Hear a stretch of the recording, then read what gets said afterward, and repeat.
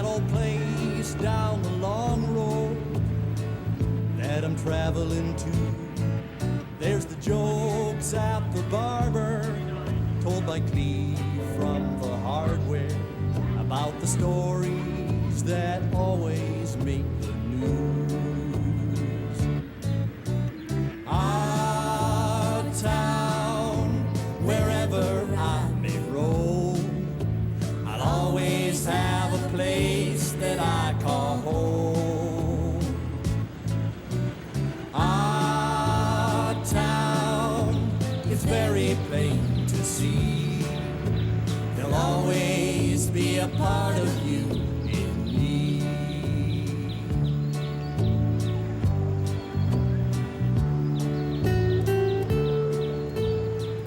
The history of Glengarry, located halfway between the St. Lawrence and the Ottawa rivers, connects to the earliest settlements of our country.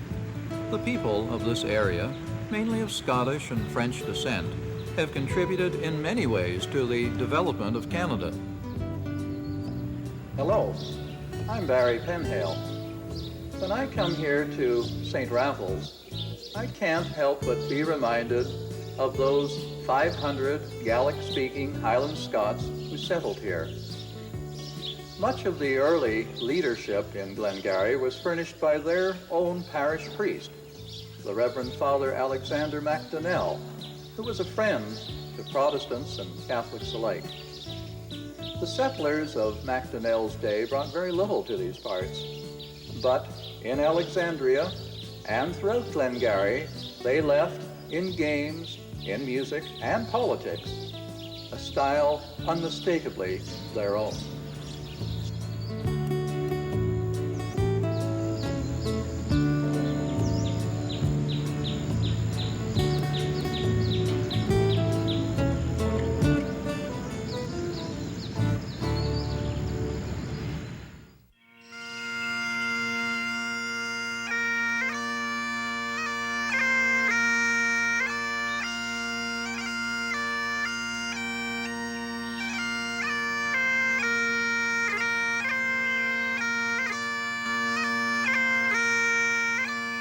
The story of Glengarry begins with the immigration of Scottish Highlanders who were forced to leave their homeland.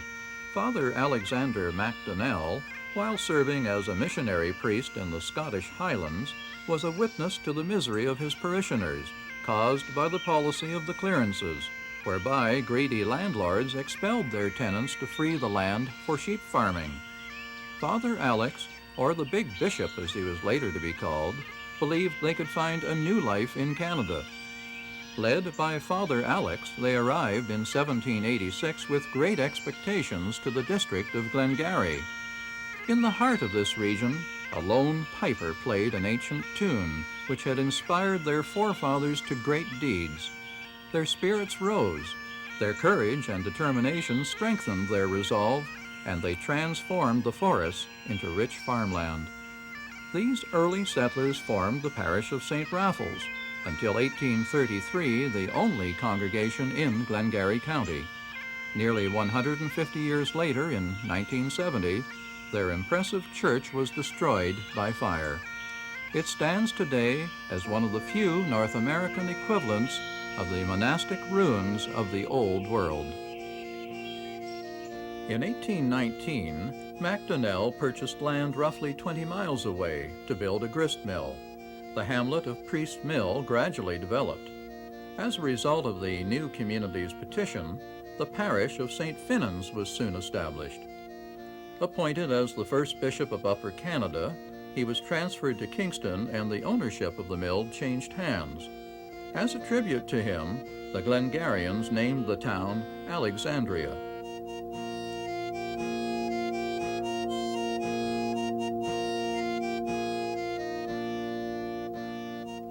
In 1844, Donald Sandfield MacDonald came to town, and for the next 40 years, the history of Alexandria is largely the history of this Glengarry native.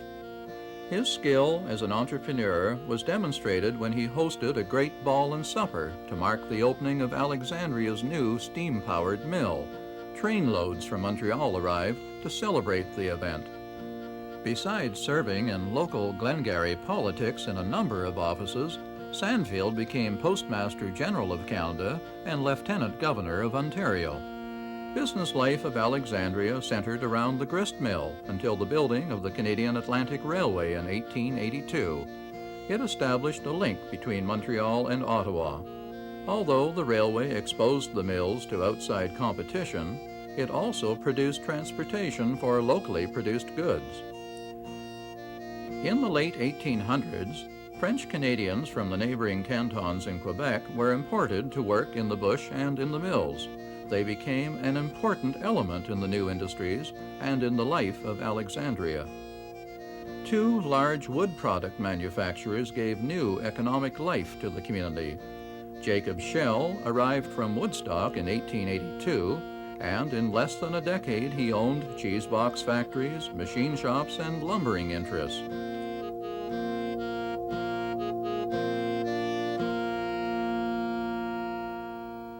The largest firm ever to operate in Alexandria was the Monroe and McIntosh Company, widely known as M&M. The Carriage Works began in 1871 as a humble blacksmith shop run by Hugh Monroe. He hired his cousin, John D. McIntosh, to do the woodwork in repairing vehicles and farm implements. During slack periods, they built a few carriages and sleighs. Monroe became a super salesman. McIntosh, an efficient and imaginative manager. The plant developed one of the earliest forms of assembly line production. This, coupled with the excellent hardwood forests of Glengarry, assured the prosperity of M&M.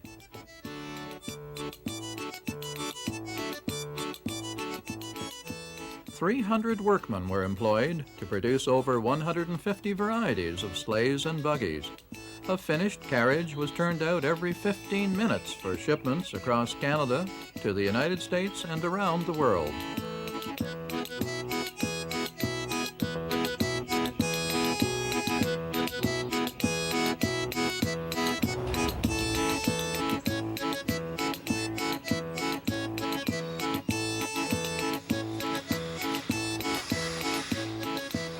In the mid-1800s, almost every Canadian town had at least one carriage maker.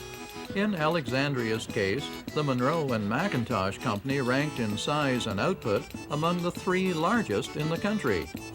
Although it never made the transition to gasoline-powered vehicles, it met the huge demands of the time with exceptional flair and expertise.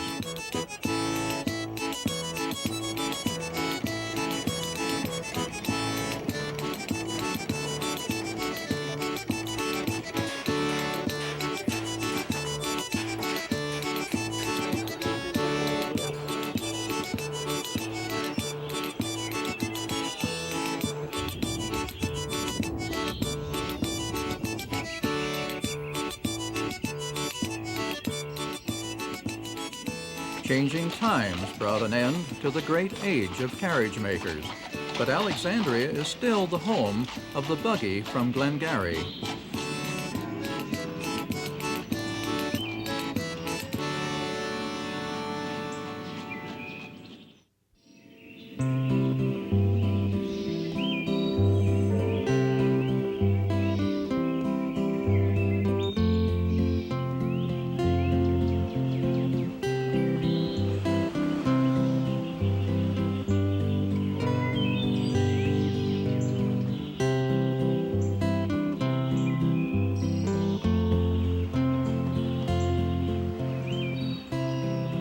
Alexandria today is an active community serving a large population of the surrounding county.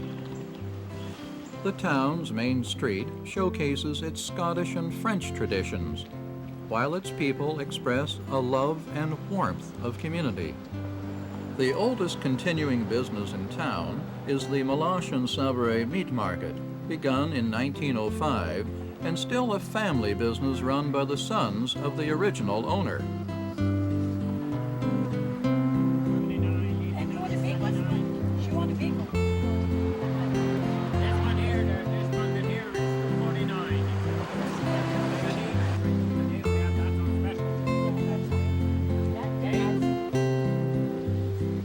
Down the street, They say if you haven't heard it at Patty McDonald's barber shop, it's only a rumor.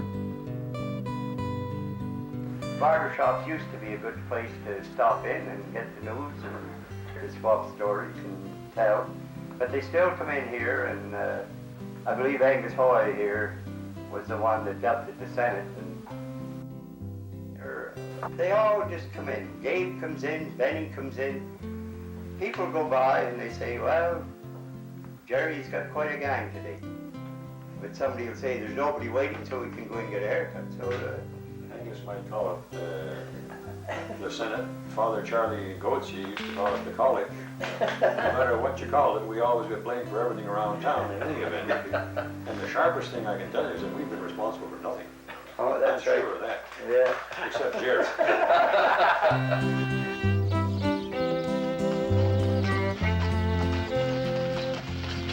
The architecture of Alexandria reflects a wide range of style and taste and gives added character to the town.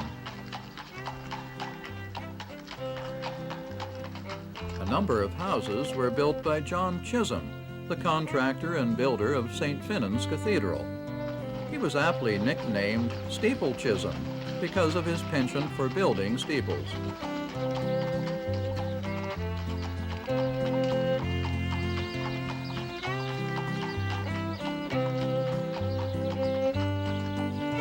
A local story concerns the M&M partner who used his ingenuity to run pipelines from the boiler of their nearby plant to provide his own house with steam heat. During the 12 years that I worked at the Carriage Works, it was in the years of the prime of that company. I remember our shipping department shipped in 1 year's time 8,000 vehicles. Of course, that includes buggies and cutters. Well, there was no elevators then. Everything was done by hand. You climbed the stairs with the lumber on your shoulder. I started on at 8 cents an hour. We worked hard, and of course we paid a lot too. And as long as your father was there hired, well, they wouldn't fire you unless you took a Saturday off. If you did, you were fired. No Saturdays off. In their M&M buggy, Oakley Bush and his pal Barney revisit the older residential area.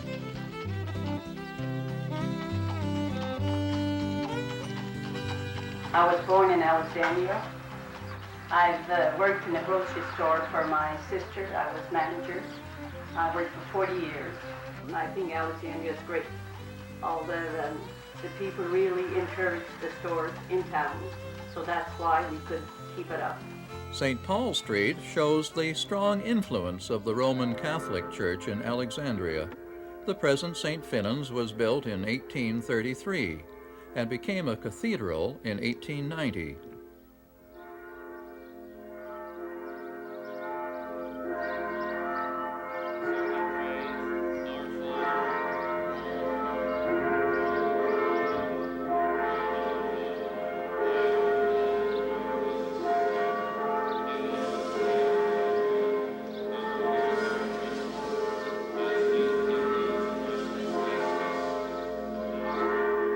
Across from St. Finan's is the Bishop's Palace. In 1909, Sacré-Cœur became the parish for the French-speaking population of Alexandria. In the 1930s, the parishioners dug out a basement for the church with picks, shovels, and wheelbarrows, and turned the occasion into a picnic.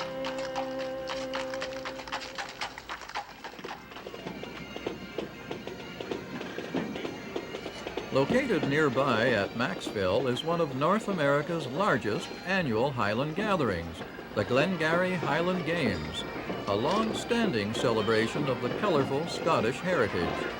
The Games originated in 1948 and presently attract crowds of 25,000 and more.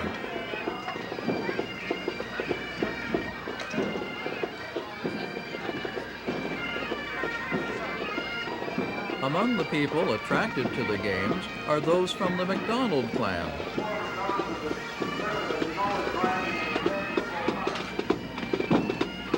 Pipe Major J.T. Mackenzie had a long career playing pipe music before he decided to settle in Alexandria.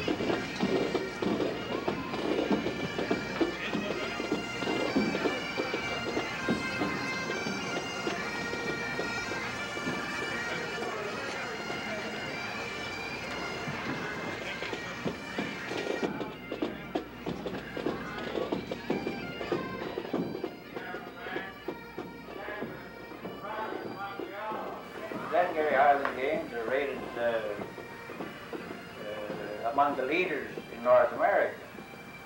And this is the 38th anniversary coming up on August the 3rd. And we've got some younger blood and the future as far as the games is concerned. When they came in from Scotland, they didn't, they just had what they could take with them. But blacksmiths made hammers. It wasn't hard to cut a cable. There was all kinds of timber. And the upshot of those crossroad meetings, farm areas, was Big Rory McLennan winning the World Championship, the hammer throw in Toronto in 1865. So that was the beginning. And all the way down the line, and today the younger generation are just falling in line.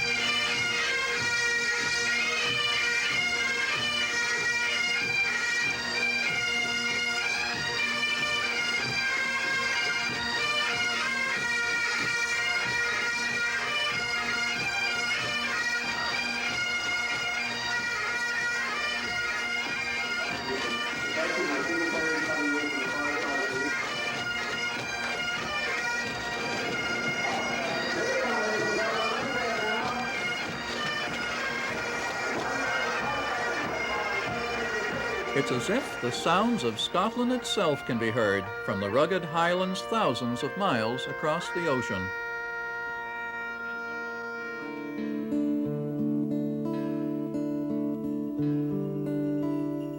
There was once a time in early winter, usually the second week of December, when the rivers between Glengarry and Montreal froze over. It was then when Glengarrians came into Montreal from their Highland settlements.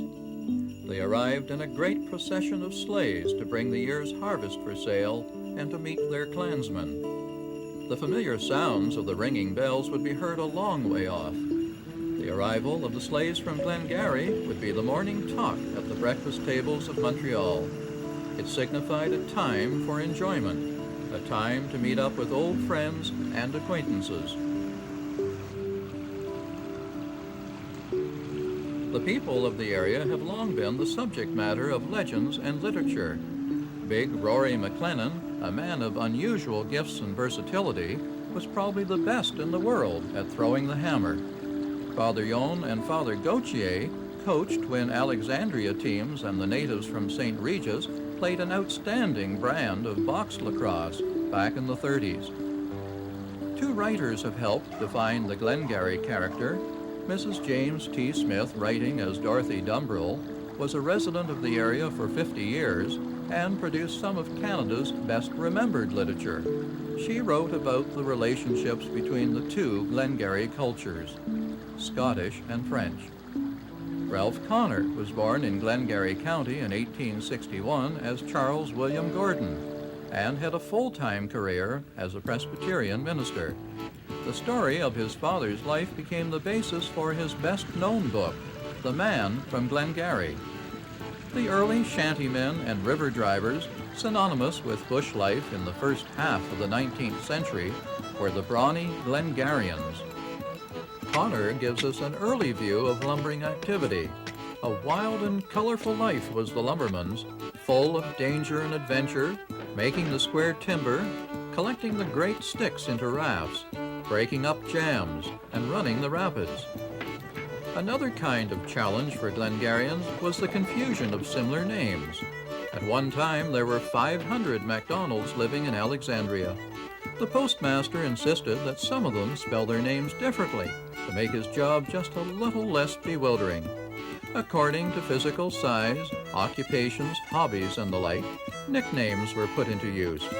Probably the most notorious character was Alan McCrae, an itinerant cooper better known as Alan the Dogs. There was also Bully Junk the Weaver, Windy McDougal, Rory the Little Widow, and Donald Big John the Post, Ice Cream Katie, Little Malcolm the Snuff, 3 Cups of Tea McDonald, Johnny Two Thumbs, Dribbling Duncan, Archie the Buffalo, Big Angus the Hog, Boil Away Kennedy, More Soup Farquhar, and Rory, Back of the Swamp. From its earliest days, Glengarry County and the town of Alexandria have been places where people have formed their own rules of life. They have been not just a random grouping of people, but a nation in the fullest sense of the word. Many towns that I savor, like my hometown that I favor, that old place down the long road that I'm traveling to. There's the jokes at the barber, told by Cleve from the hardware, about the stories that always make the news. Our town, wherever I may roam, I'll always have a place that I call home. Our town, it's very plain to see, there'll always be a part of you in me.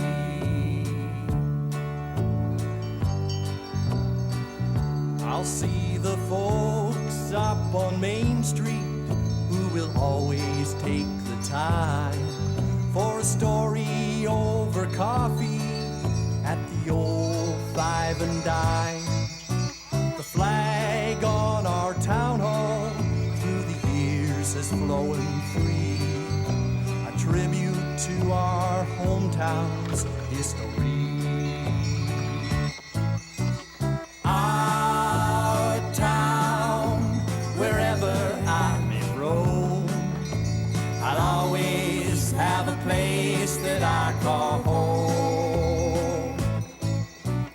Our town, it's very plain to see, there'll always be a part of you in me.